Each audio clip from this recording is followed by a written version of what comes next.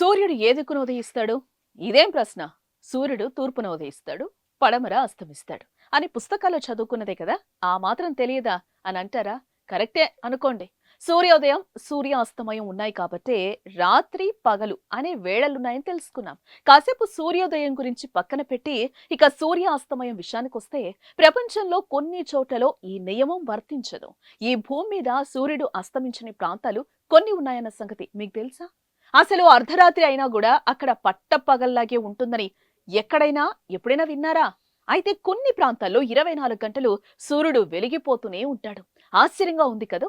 మరి ప్రపంచంలో రవి అస్తమించని ఆ ప్రాంతాలేంటో ఎక్కడున్నాయో చూద్దాం.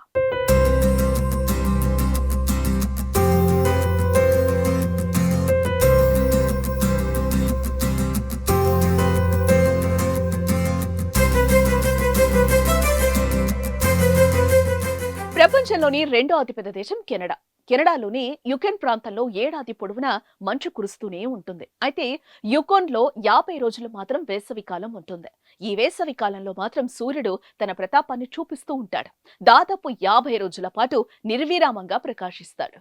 ఈ కాలంలో అర్ధరాత్రి కూడా సూర్యుడు ఉదయిస్తూనే ఉంటాడు. అందుకే ఈ 50 రోజుల్లో అనేక పండుగలు, ఉత్సవాలు నిర్వహిస్తారు. ఇందులో భాగంగానే ప్రతి ఏటా జూలై మధ్యలో గ్రేట్ నార్థన్ ఫెస్టివల్ కూడా జరుపుకుంటూ ఉంటారు. గోల్ఫ్ ఈవెంట్లు కూడా నిర్వహిస్తారు. అందుకే ఈ ప్రాంతాన్ని అర్ధరాత్రి సూర్యుడు ఉండే ప్రాంతం అని పిలుస్తూ ఉంటారు. ఆ సమయంలో వికసించే పూలు, వలస పక్షుల కిలకిల రావాలతో యుకోవ్ నగరంలో అద్భుతమైన వాతావరణం నెలకొంటుంది. కాగా చలికాలంలో మాత్రం నునావట్లో 30 రోజుల పాటు సూర్యుడు కనిపించాడు.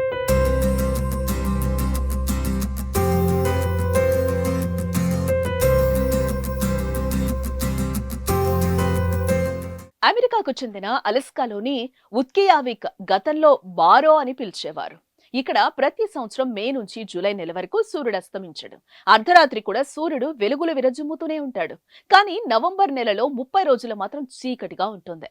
కాగా 1825 నుండి 2016 వరకు ఉత్కియావిక్ ను బారో అని పిలిచేవారు. ఇది యుఎస్ రాష్ట్రంలోని అలస్కాలోని నార్త్ స్లోప్ మెట్రోపాలిటన్ ప్రాంతంలో భాగం. మే నుండి జూలై వరకు ఈ ప్రదేశం మొత్తం వెలుగుతూ ఉంటుంది. ఇది కూడా నవంబర్ సమీపంలో మునిగిపోతుంది. ఇక్కడున్న పాయింట్ యునైటెడ్ స్టేట్స్ ఉత్తరాన ఆర్కిటిక్ తీరంలో ఉంది. అందుకే దీన్ని పోలార్ నైట్ అని పిలుస్తున్నారు.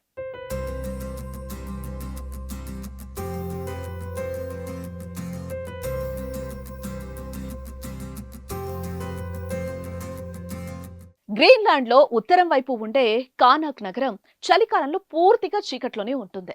అదే వేసవి కాలంలో ఏప్రిల్ నుంచి ఆగస్టు మధ్య మాత్రం సూర్యుడు రోజంతా ప్రకాశిస్తూనే ఉంటాడు. ఇది పేరుకి ఫిన్లాండ్ దేశంలో ఉన్న దీని భూభాగం అమెరికాకి చెందిందిగా చెప్తూ ఉంటారు. కాగా ఈ ఫిన్లాండ్ నార్త్ అట్లాంటిక్ పర్యాటక ప్రదేశాల్లో ఒక ప్రత్యేక టూరిస్ట్ స్పాట్ గా పిలువబడుతోంది. అయితే ఈ ఫిన్లాండ్ ను 1000 సరస్సులు, ద్వీపాల భూమి అని కూడా పిలుస్తారు.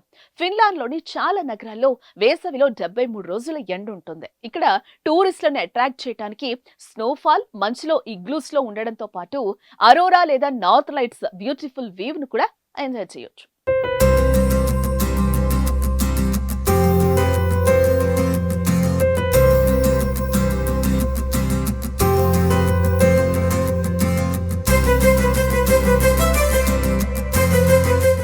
ప్రథమంగా అమెరికా ఖండానికి సంబంధించే 3 ప్రాంతాల్లో సూర్యాస్తమయం ఉండకపోవడం విశేషం. అయితే వీటితో పాటు ఇతర ఖండాల్లోని మరికొన్ని దేశాల్లో కూడా సూర్యాస్తమయం ఉండదు. అందులో నార్వే దేశంలో ఏడాదిలో చాలా కాలం పాటు సూర్యుడు అస్తమించడు. అర్ధరాత్రి కూడా పట్టపగలు మాత్రం ఎండ కొడుతుంది. అందుకే నార్వే దేశాన్ని land of midnight sun అని కూడా పిలుస్తారు. కాగా నార్వేలోని స్వాల్బాల్డ్ లో ఏప్రిల్ 10 నుంచి ఆగస్టు 23 వరకు సూర్యుడు నిరంతరం ప్రకాశిస్తూనే ఉంటాడు.